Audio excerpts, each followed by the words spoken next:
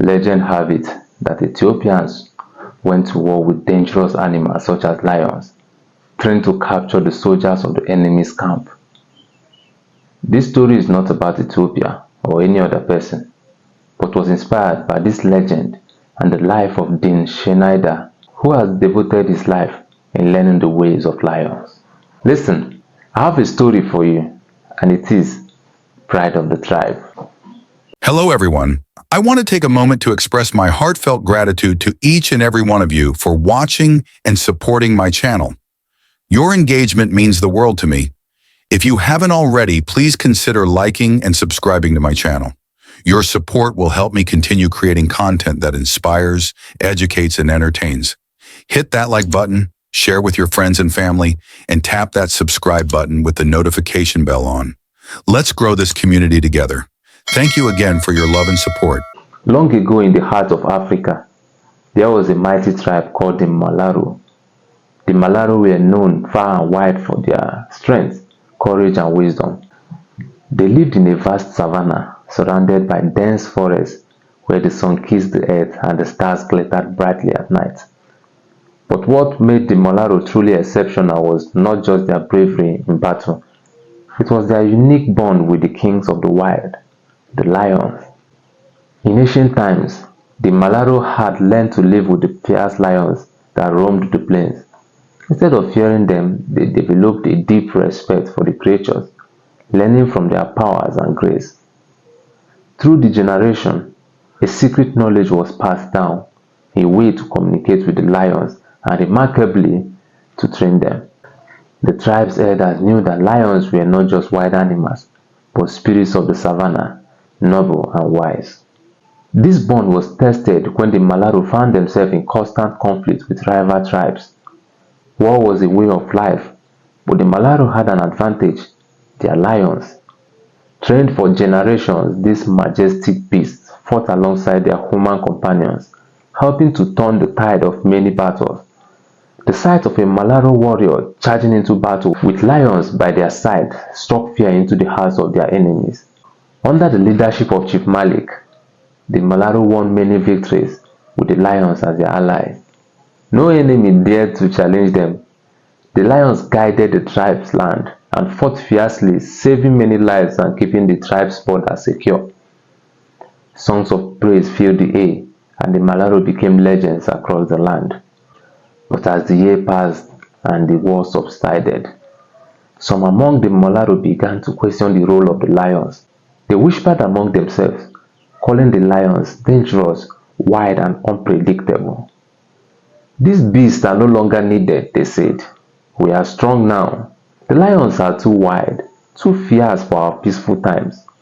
They belong to the wild. Chief Malik, influenced by the voices of his advisors, made a grave decision. He ordered the lions to be cast out into the wilderness, leaving them to fend for themselves.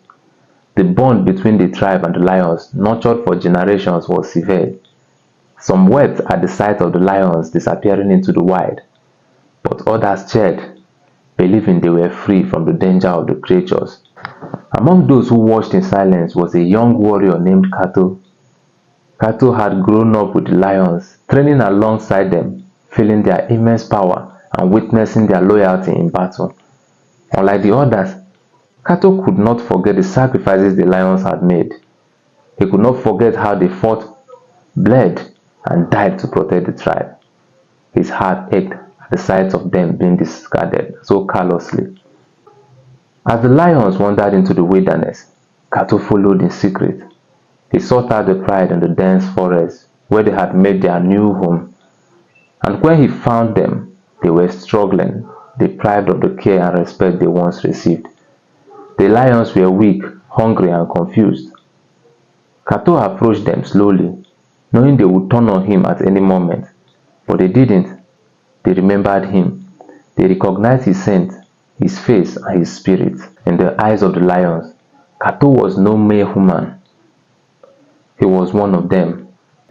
Over time, Kato devoted himself to the pride, bringing them food and water, caring for the cubs and mending their wounds. The bond between him and the lions grew stronger than ever.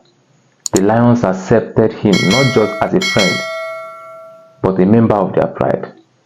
His nights were spent under the stars, the sound of the lions pouring in his ears as he rested among them. The savannah, the wind, and the night became his world, and he found peace.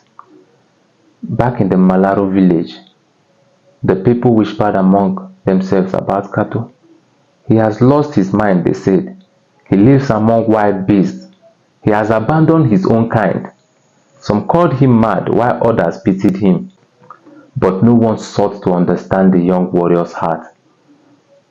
Years passed, and the Malaro lived in peace, secure in their belief that they no longer needed the lions. But one fateful night, a great danger arose. A neighboring tribe, jealous of the Malaro's prosperity, launched a surprise attack. It was swift and devastating. The warriors of the Malaro fought bravely, but they were unprepared for the ferocity of the assault. By nightfall, the enemy had breached the village walls. Fear gripped the hearts of the people. They needed protection, something beyond human strength. In their desperation, the elders remembered lions, the great protectors they had once cast out. They knew there was only one man who could help them now, Kato, the warrior who had never turned his back on the lions. A delegation was sent to find Kato in the wilderness. When they approached him, they found him at peace, surrounded by the great peace they had once called wild. With humility, they begged him to bring the lions back, to save the tribe once more. Kato listened in silence, the memories of the past flashing in his mind, the way the tribe had cast the lions aside, and how they scorned him for his loyalty. At first, Kato refused. You saw them as wild animals, not as the protectors they were. You cast them away without care, and now you expect them to return and save you? His heart was heavy with the weight of their betrayal, but deep inside, Kato knew that the lions were more than warriors. They were guardians of balance. They had saved the Malando before, and they could do it again. After much deliberation, Kato agreed. He returned to the village with the lions at his side. The sight of the great beasts walking silently through the village gates was both awe-inspiring and terrifying. But the people's fear melted into hope as they watched Kato lead the lions to guard the village. That night, the lions roamed the village border, their golden eyes gleaming in the darkness. Their presence was felt, their growls echoing in the night air. The enemy who had planned to launch another attack under the cover of darkness hesitated. They heard the low rumbling growls and saw the shadows of the lions moving in the night. Fear seized their hearts and they fled, abandoning their plans to conquer the Malaro. The village was safe, and once again it was the lions who had saved them. The people rejoiced, but this time they did not forget the debt they owed to the mighty beasts. The lions were no longer seen as mere animals.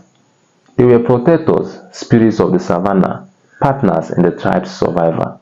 From that day forward, the bond between the Malaro and the lions was restored, but with a deeper understanding and respect. The tribe learned that lions were not just tools for war, but sacred beings with whom they shared the land. And Kato, the young warrior who had never abandoned the lions, became a legend in his own right, a bridge between the world of man and beast. In the end, the Malaro thrived once more, their bond with the lions stronger than ever, and Kato lived out his days in peace, both among his people and the lions who had accepted him as one of their own. His story was told for generations, a reminder that true strength comes not just from power, but from loyalty, respect, and the bonds we share with the world around us. Thank you for watching this interesting story. Please subscribe if you have not done so and leave your notification button on for more interesting stories like this. My name is Thank God, and this is SY Times.